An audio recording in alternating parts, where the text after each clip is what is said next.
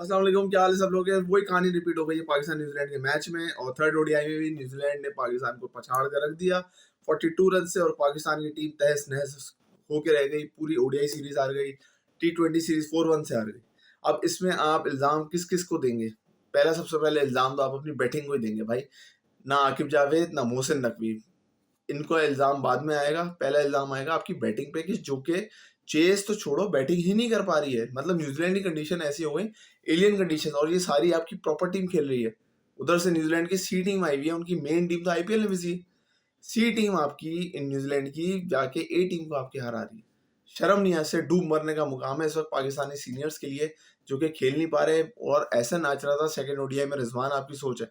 आज भी आपकी बैटिंग देखो तो ऐसा लग रहा है कि कोई बच्चे खेलने गए हुए हैं, और इनमें ना पोटेंशियल है ना स्किल है। इसकी वजह यह है कि 4-5 साल से इस टीम के साथ फ्रॉड होता रहा, जिसमें ये लोग बच्चों के साथ खेलते रहे और सीरीज पे सीरीज इसलिए जीतते रहे क्योंकि या तो ऊपर से रन आ रहे थे, नहीं तो वो जो सामने वाली सी टीम आ रही थी वो भी इतनी कोई अच्छी नहीं थी और उनको ये हरा पा रहे थे। अब वो लेवल, आपका स्किल सेट इतना नीचे गिर गया है कि वो सी टीम भी आपको सर पे भारी पड़ रही है, तो ए टीम तो भूल ही जाओ। इमाम, अब्दुल्ला शफीक, तैयब ताहिर, बाबर आजम, रिजवान, ये सारे के सारे एक्सपोज हो चुके हैं बहुत ही बुरी तरीके से कि भाई इन लोगों से अच्छी कंडीशंस में जहां बॉल हिल रहा हो, जहां रन रेट आपको ज़्यादा चेस करना हो या रन ज़्यादा बनाने हो, ये नहीं खेल सकते। ये इतने बुरे तरीके से एक्सपोज हुए भाई, इनसे तो बैटिंग ही नहीं हो पा रही। यानी कि 5 सालों में आपको जो बचा, अब सामने जो आई ये चीज़ वो ये है कि इतने सालों में जो चीज़ आपको बचा रही थी वो एक फ़खर जमा था। और अगर 3-4 सीरीज़ हम ये देखें पीछे की, जिसमें ऑस्ट्रेलिया में आप जीते, साउथ अफ्रीका में आप जीते, जिम्बाब्वे में आप जीते, तो साइम अयूब बचा रहा था आपको। दोनों जो बाहर हुए हैं तो इनकी तो पूरी पोल ही खुल के रह गई कि इनकी तो औकात क्या है। यह हाल देखो इन लोगों का कि न्यूजीलैंड जैसी सी टीम के खिलाफ इनका ये हाल है कि खेल ही नहीं पा रहे हैं। वो भाई साहब तैयब ताहिर है, हमारा न्यू टैलेंट भी एक्सपोज हुआ T20 में, और हमारा जो ओल्ड जो ओरिजिनल टैलेंट है वो भी एक्सपोज हुआ ओडीआई में। तैयब ताहिर साहब 31 बॉलों पे 33 रन, पता नहीं कितने बेकार तरीन रन। आपका रन रेट पहुंचा हुआ है 7-8 पे, आप ये वाली इनिंग्स खेल के जा रहे हो यार। 2-3 बॉलें आप देख लो, उसके बाद तो आपने स्ट्राइक करनी है। आप सिंगल डबल कर रहे हो शुरू में। रिजवान साहब 31 बॉलों पे 37 बना रहे हैं। बाबर आजम 50 बॉलों पे 50 बना रहे हैं। यार शर्म का मुकाम है, अपने 50 के लिए आए थे आप। आपको मैच जिताना है, रन रेट देखो कहाँ जा रहा है, और आप अपने रन्स के लिए खेल रहे हो। हर बंदा ये सेल्फिश हुआ हुआ है, अपने रन्स के लिए खेल रहा है। खुदा की कसम, एक आकिब जावेद को बोलो भाई, आकिब जावेद साहब, जो भी आज आपको लगा होगा ना ड्रेसिंग रूम में कि कोई आपको सेल्फिश खेलता हुआ नजर आया, उसको प्लीज नेक्स्ट ओडीआई सीरीज में तो मत ले।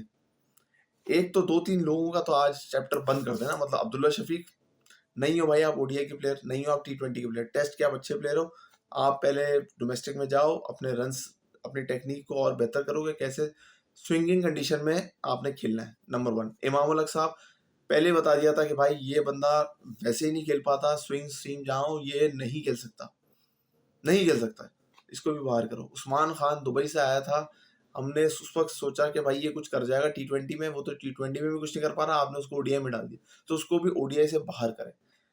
साइम को वापस लाएं, फ़खर को वापस लाएं इंजरी से, और कोई ये 2-3 प्लेयर और अच्छे ढूंढें।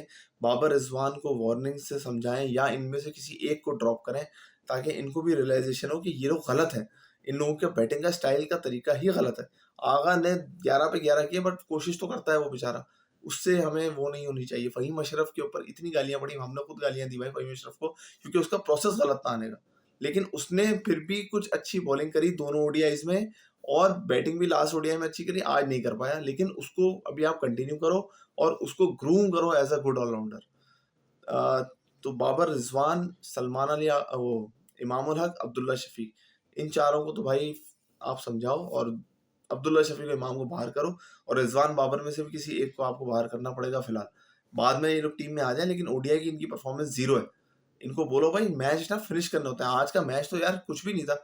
40 ओवर में अगर आपने 260 नहीं बना सकते, तो आप मॉडर्न डे क्रिकेट क्या खेल रहे हो फिर आप? अगर न्यूजीलैंड ने अच्छी बैटिंग की है, चलो बॉलिंग हमसे नहीं हो पा रही ना, अभी नहीं हो पा रही बॉलिंग में, हमारा कॉम्बिनेशन इतना नहीं बन पा रहा कि हम 10 विकेटें निकाल के उनको आउट करें, तो भाई चेस पे तो जाओ ना कम से कम बैटिंग पे। आपकी बैटिंग क्या कर रही है? आजकल तो दुनिया बैटिंग पे चलती है।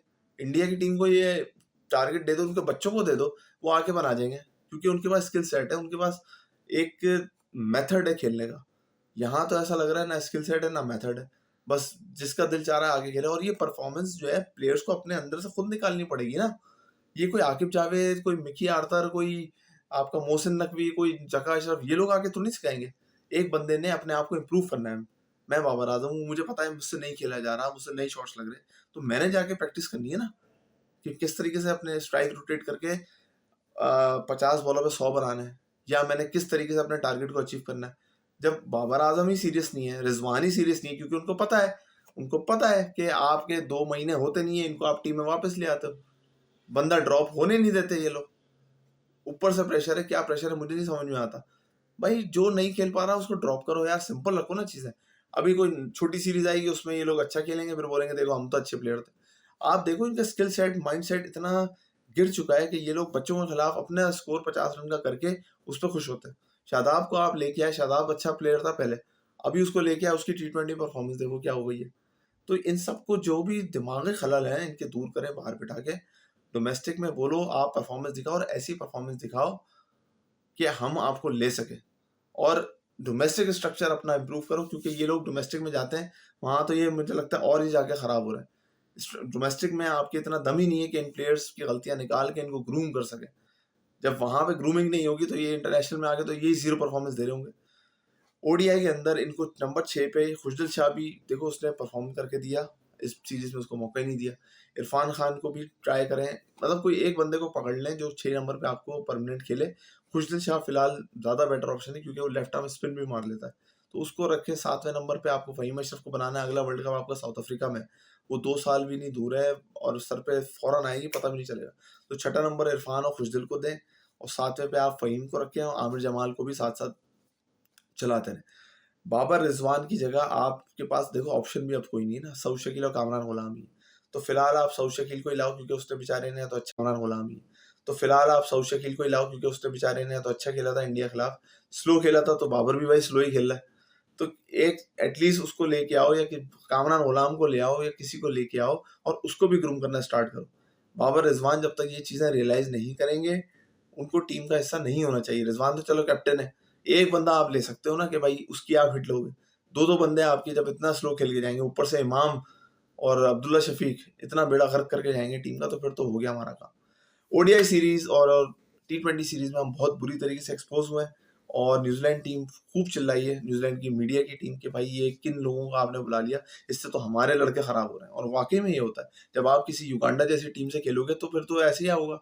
वो बेचारे समझेंगे क्रिकेट का लेवल तो ये है, इसका मतलब हमने अचीव कर लिया। अभी उनको पता चलेगा जब उनके सामने इंडिया, ऑस्ट्रेलिया, साउथ अफ्रीका जैसी टीमें आती हैं, उनकी हालत खराब हो जाएगी, तो बोलेंगे भाई फिर आपने पाकिस्तान से प्रैक्टिस क्यों कराई।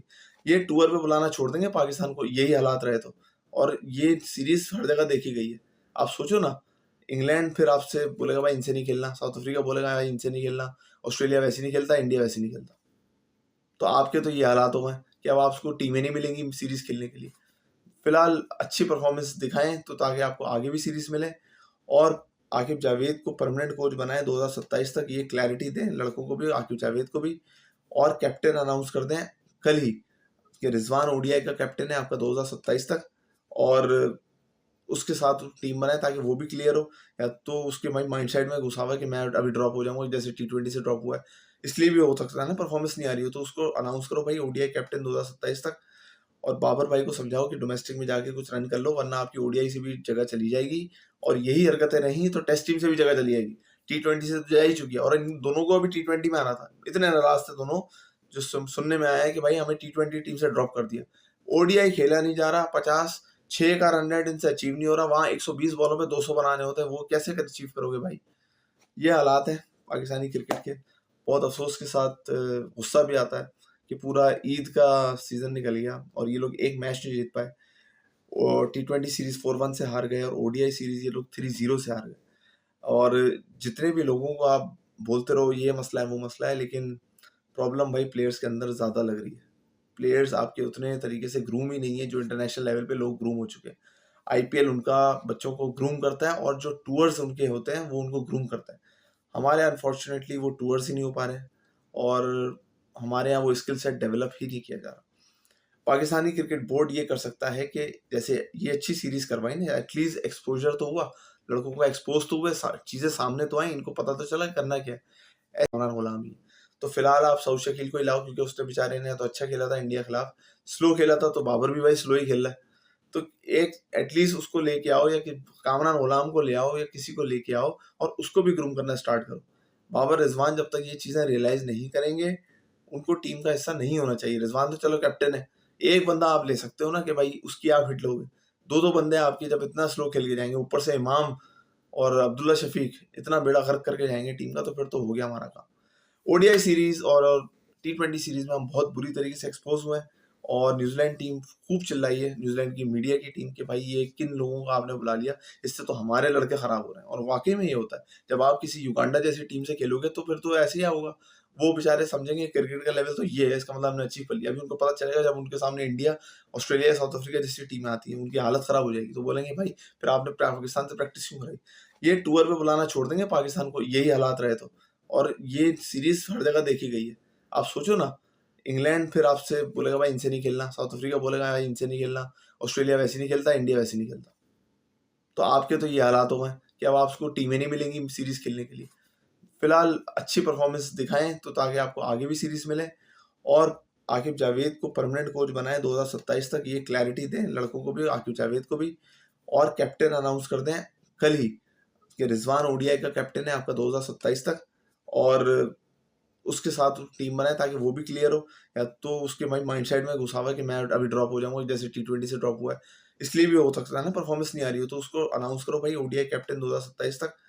और बाबर भाई को समझाओ कि डोमेस्टिक में जाके कुछ रन कर लो, वरना आपकी ओडीआई से भी जगह चली जाएगी, और यही हरकतें रही तो टेस्ट टीम से भी जगह चली जाएगी। T20 से तो जा ही चुकी है, और इन दोनों को अभी T20 में आना था। इतने नाराज थे दोनों, जो सुनने में आया है कि भाई हमें T20 टीम से ड्रॉप कर दिया। ओडीआई खेला नहीं जा रहा, 56 का रन रेट इनसे अचीव नहीं हो रहा, वहां 120 बॉलों पे 200 बनाने होते हैं, वो कैसे अचीव करोगे भाई। ये हालात है पाकिस्तानी क्रिकेट के। बहुत अफसोस के साथ गुस्सा भी आता है कि पूरा ईद का सीजन निकल गया और ये लोग एक मैच नहीं जीत पाए, और T20 सीरीज 4-1 से हार गए, और ओडीआई सीरीज ये लोग 3-0 से हार गए। और जितने भी लोगों को आप बोलते रहो ये मसला है वो मसला है, लेकिन प्रॉब्लम भाई प्लेयर्स के अंदर ज़्यादा लग रही है। प्लेयर्स आपके उतने तरीके से ग्रूम ही नहीं है जो इंटरनेशनल लेवल पे लोग ग्रूम हो चुके हैं। आईपीएल उनका बच्चों को ग्रूम करता है, और जो टूर्स उनके होते हैं वो उनको ग्रूम करता है। हमारे यहाँ अनफॉर्चुनेटली वो टूर्स ही नहीं हो पा रहे हैं, और हमारे यहाँ वो स्किल सेट डेवलप ही नहीं किया जा रहा। पाकिस्तानी क्रिकेट बोर्ड ये कर सकता है कि जैसे ये अच्छी सीरीज करवाई ना, एटलीस्ट एक्सपोजर तो हुआ, लड़कों को एक्सपोज तो हुए, चीज़ें सामने तो आई, इनको पता तो चला करना क्या है। ऐसी और भी सीरीज रखें, जितनी हो सकती है रखें। साउथ अफ्रीका से ट्राई कर लें, क्योंकि अब ऑस्ट्रेलिया तो नहीं खेलता आपसे इस हालात में, इंग्लैंड भी नहीं खेलता, तो आपके पास option West Indies, Bangladesh, Sri Lanka, South Africa और आयरलैंड हो जाएगा, या एक दो जिम्बाब्वे हो जाएगा। तो इस तरह के आप अपने 6-7 टीमें जो नीचे वाली हैं, इन्हीं से फिलहाल खेल सकते हो, क्योंकि ऊपर वाले तो आपसे खेलेंगे नहीं। और उनसे ओडीआई और T20 से ज़्यादा खेलो, ताकि आपकी टीम बनना शुरू हो। 2027 का वर्ल्ड कप सर पे खड़ा है, और आपकी अगर टीम तब भी नहीं बनेगी तो ये जो अभी चैंपियंस ट्रॉफी गुजरी है ऐसी परफॉर्मेंस ही होगी, क्योंकि वहाँ पे तो ओरिजिनल लड़के खेलेंगे, यहाँ तो इनसे सी टीम से नहीं खेला जा रहा।